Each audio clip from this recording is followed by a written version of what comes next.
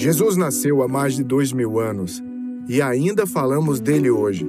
Quer você creia nele ou não, não pode fugir do fato de que Jesus deixou uma marca indelével na história. Quem foi ele, na verdade? Foi só um mestre inspirador, como muitos pensam? Ou um revolucionário moral, só que à frente de seu tempo? Um grande profeta com uma conexão especial com o divino? Bem, Jesus era todas essas coisas, mas fez uma declaração sobre si mesmo, que ficará na história como a declaração mais ousada que alguém já fez.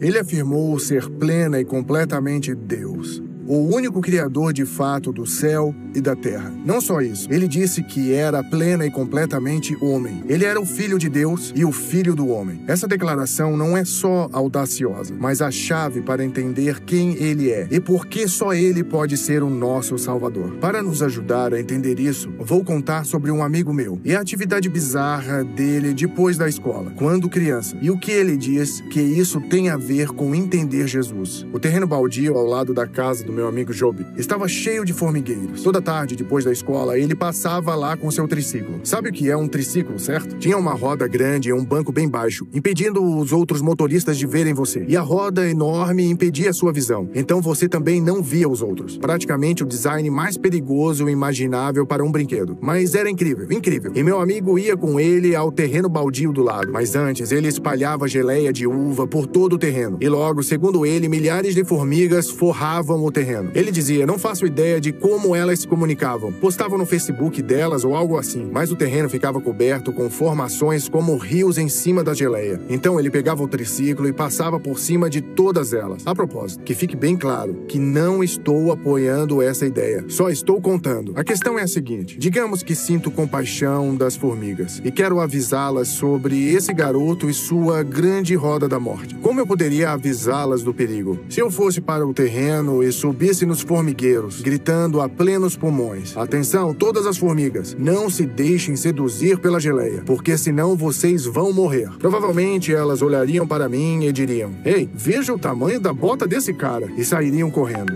Mas se eu pudesse virar uma formiga, assumir a forma e o tamanho delas, poderia transmitir o que sei para elas de um modo que entendessem.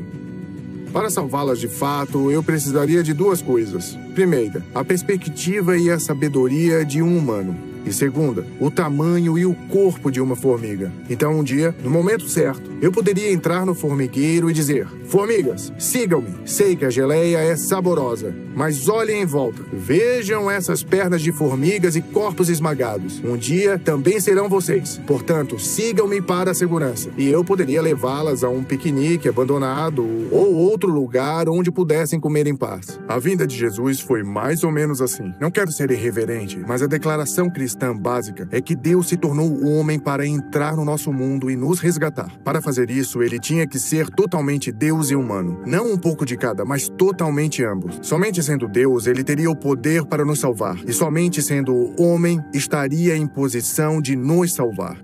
A ideia de Jesus como totalmente Deus e homem é problemática para alguns. Elas fazem perguntas do tipo, existem dois deuses? Se não, para quem Jesus orava? Quando dizia, Pai nosso que estais no céu, com quem Jesus estava falando? Talvez você conheça o conceito cristão da Trindade, de que um único Deus existe eternamente em três pessoas. Ao ouvir isso, você pode ter pensado, mas como isso pode fazer sentido? Como Deus pode ser um e três ao mesmo tempo? Ótimas perguntas. Antes de responder, quero dar uma regra básica.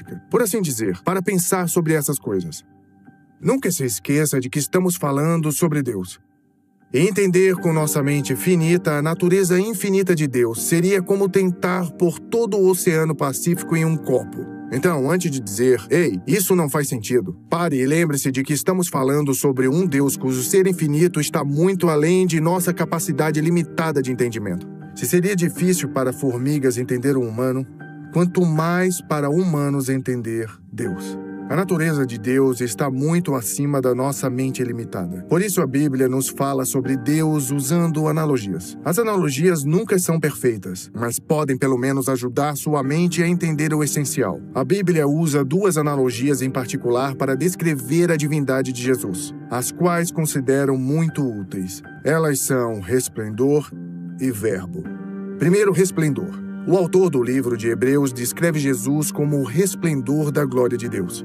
Resplendor é o que sai do Sol. Se quisermos ser técnicos, não podemos ver as reações atômicas internas que fazem o Sol ser o Sol. O Sol é uma bola gigante de fusão nuclear onde o hidrogênio se transforma em hélio. Nós não vemos esse processo interno. O que vemos é o resplendor que emana dele. Mas não faria sentido dizer, consigo ver o resplendor do Sol, mas não o próprio Sol. Ver o resplendor do Sol é ver o Sol. Ao dizer que Jesus é o resplendor de Deus, o autor de Hebreus está dizendo que Jesus emana da natureza de Deus. Ver Jesus é ver Deus. Ele é a luz que brilha da natureza gloriosa de Deus. Então Jesus disse para Filipe: quem vê a mim, vê o Pai. A segunda analogia é verbo. O apóstolo João diz que Jesus é a palavra de Deus ou verbo. No princípio era o verbo, ele diz, e o verbo estava com Deus, e o verbo era Deus. Jesus é para Deus Pai o que uma palavra é para nós. Pense em como suas palavras se relacionam com você. De fato, a melhor maneira que encontrei de explicar isso vem de um debate que ocorreu entre um missionário do século VIII chamado Timothy e um dos primeiros califas muçulmanos. Timothy foi convocado pelo governante muçulmano para defender a doutrina cristã da Trindade. E Timothy tentava explicar ao califa muçulmano como Jesus, um homem, poderia ser Deus sem implicar que existiriam dois deuses. A partir da analogia do apóstolo João para verbo, Timothy explicou que quando falamos com alguém, nossa mente pensa algo como estou com calor. Transformamos isso nas palavras do idioma no qual nos comunicamos. E nossas cordas vocais criam vibrações no ar, que levam essas palavras aos ouvidos de outra pessoa. Pensamentos, palavras, vibrações vocais levadas pelo vento. Três coisas diferentes em um sentido. Mas nunca diríamos, eu ouvi as palavras de JD, mas não o JD. Não, meus pensamentos, minhas palavras e as vibrações ouvidos como palavras fazem parte de um momento inseparável de ouvir e comunicar. Timothy disse, de certo modo, o Pai é como o pensamento, o Filho é como a palavra, e o Espírito é como o vento levando a vibração que traz o pensamento aos nossos ouvidos. De novo, é só uma metáfora, mas pode ajudar a aproximar um pouco mais a nossa mente desse mistério que chamamos de Trindade. O Filho torna o Pai conhecido a nós. Ele é tudo o que o Pai é. Ele é o resplendor da presença de Deus, a expressão perfeita do seu caráter. De novo, é como Jesus disse a Filipe, quem me vê a mim, vê o Pai. Esse resplendor, essa palavra eterna, assumiu a forma de carne e habitou entre nós. Ele nasceu da Virgem Maria, e como filho biológico dela, ele era 100% homem, mas ele foi concebido pelo Espírito Santo, o que significa que ele é 100% Deus. Ele é o Deus homem. Por isso, só ele é capaz de nos resgatar. Porque ele foi homem, não só foi capaz de entrar no nosso mundo e se comunicar de modo que poderíamos entender, mas também viveu e morreu como nosso representante. Ele morreu sob a maldição do pecado como nosso substituto e nos livrou dela. Ele viveu como deveríamos viver. Depois morreu, a morte a qual estávamos condenados. Porque ele é um homem, pôde morrer em nosso lugar. Mas porque ele é Deus, pôde vencer o pecado e a morte e restaurar a vida para nós. Agora, quero me concentrar nos últimos momentos desta sessão, na ideia de que, porque ele é homem, ele nos entende, nos compreende. Porque ele é homem, compartilhou da sua dor. Ele compartilhou das suas fraquezas e limitações. Ele não é um Deus distante e indiferente a você. Ele assumiu a sua carne e entrou nas suas experiências. Todas as emoções que você sente, ele também sentiu. Ele sabe o que é sentir solidão, tristeza, desprezo, traição ou confusão. Ele pode fazer isso porque é homem. Mas porque é Deus, ele pode vencer essas fraquezas. Ele pode redimir você delas e pode tirar você delas. Porque ele é homem, nos entende. Porque ele é Deus, pode nos salvar. Uma das coisas mais incríveis que Jesus fez durante o seu tempo na Terra foi assumir o nome mais elevado de Deus no Antigo Testamento. Eu sou, ou Yahweh, em hebraico, ou Jeová, na tradução latina. Ele assumiu esse nome para si mesmo, mas depois, essa é a chave. Ele conectou esse nome às nossas maiores áreas de quebrantamento e necessidade. Jesus faz isso 7 vezes no Evangelho de João. Por exemplo, para os que têm fome, Jesus disse em João 6, eu sou o pão da vida.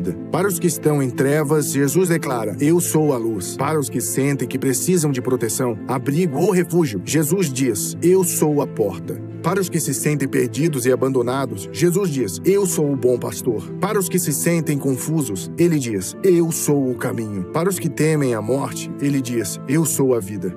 Isso significa que ele pode encontrar você no seu lugar de necessidade. Tudo que você não tem, tudo que você precisa, tudo de que já sentiu falta, tudo que você já procurou está nele.